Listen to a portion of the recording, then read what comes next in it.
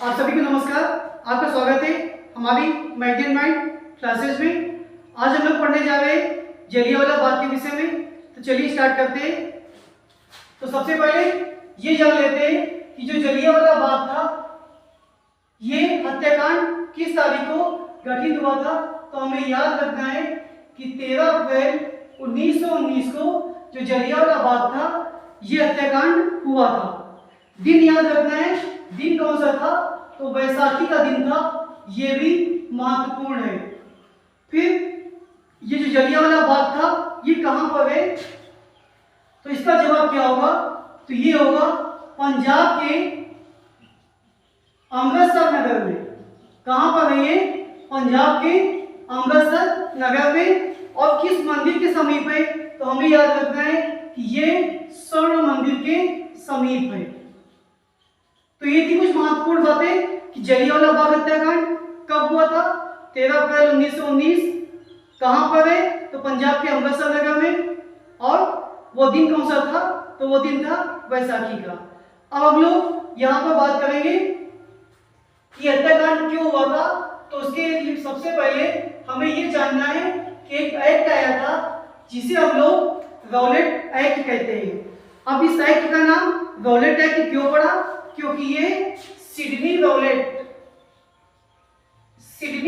की अध्यक्षता में ये एक्ट बना था, इसलिए इसे हम लोग रॉलेट एक्ट के नाम से जानते हैं। इसमें इस बात का प्रावधान किया गया था कि किसी व्यक्ति को बिना कारण बताए हुए हम लोग उसे अनिश्चित काल के लिए गिरफ्तार कर सकते हैं, ऐसा इस एक्ट में लिखा हुआ था। इसलिए इस एक्ट को किस नाम से जानते हैं, तो दूसरे जिस नाम से जानते हैं उसे हम लोग काला कानून भी कहते हैं इस एक्ट को। और क्या कहा जाता है कि बिना वकील, बिना अपील व बिना दलील। तो ये सब किसके विषय में है, ये सब रॉलेट एक्ट के विषय में है। क्या कहते थे, इसे काला कानून कहा जाता है, इसे बिना वकील, बिना अपील, बिना दलील का कानून कहा जाता है। इसका गठन हुआ था 1919 में। किसकी अध्यक्षता में, तो हमें याद रखना है सिडनी रॉलेट गठन हुआ था कब इसका, 1919 में। दूसरी महत्वपूर्ण जानकारी कि जो जलियांवाला बाग में जो जन समूह एकत्रित हुआ था तो वहां पे 2 व्यक्तियों की गिरफ्तारी हुई थी। उन व्यक्तियों के जो नाम थे, नाम हमें याद रखने हैं कि डॉक्टर सत्यजीत पाल, क्या याद रखना है, डॉक्टर सत्यजीत पाल व डॉक्टर सैफुद्दीन किचलू। 2 व्यक्तियों के नाम याद रखते हैं, सत्यजीत पाल व डॉक्टर सैफुद्दीन किचलू। तो जो भी जन समूह एकत्रित हुआ था इनकी गिरफ्तारी के विरोध में यहाँ पर एकत्रित हुआ था। अब आगे क्या होता है, जनरल डायर वहां पे मौजूद सभी निहत्थे व्यक्तियों पर गोली चलाने का आदेश देता है। और ऐसा जो आंकड़ों में लिखा हुआ है, ये लिखा हुआ है कि 10 मिनट में, क्या लिखा हुआ है कि 10 मिनट में 1650 राउंड फायरिंग होती है। तो आप समझ सकते हैं कि हजारों की संख्या में यहाँ पर ये लोग मारे गए थे। फिर इसकी जांच के लिए एक कमीशन, एक आयोग का गठन किया जाता है। उस आयोग को हम लोग हंटर आयोग के नाम से जानते हैं। तो ये याद रखना है कि वो जो आयोग था हमारा, कौन सा आयोग था, हंटर आयोग। कभी आपसे पूछ लिया जाए कि हंटर आयोग का संबंध किससे है, तो हंटर आयोग का संबंध जलियांवाला बाग के हत्याकांड से है। भारत की तरफ से रविंद्रनाथ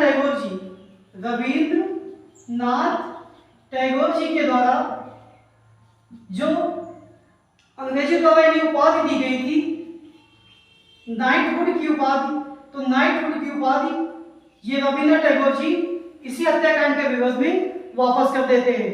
और जो भारतीय राष्ट्रीय कांग्रेस थी, जो कि उस समय की एक प्रमुख व सशक्त संस्था थी, तो ये भी इस जांच के लिए एक कमेटी का गठन करती है। और उस कमेटी का नाम होता है तहकीकात कमेटी। तो कभी आप लोगों से अगर ये पूछ लिया जाए कि जो तहकीकात कमेटी थी, तो तहकीकात कमेटी का संबंध किसकी जांच से था? तो वो था जलियांवाला बाग के हत्याकांड की जांच से संबंधित थी। ये कमेटी किसकी अध्यक्षता में गठित की गई थी? तो आपको याद रखना है कि ये कमेटी मदन मोहन मालवीय जी के द्वारा इस कमेटी का गठन किया गया था। एक नाम और हमें याद रखना है, वो नाम था उधम सिंह का, जो कि एक महान क्रांतिकारी थे। जब ये हत्याकांड हुआ था तो उस समय ये भी जलियांवाला बाग में मौजूद थे और इन्हें भी गोली लगी थी। तो इन्होंने उस दिन संकल्प लिया था कि मैं इस हत्याकांड का बदला लूंगा, और ये 1940 में, सन याद रखिएगा, 1940 में माइकल ओडायर की लंदन में हत्या कर देते हैं।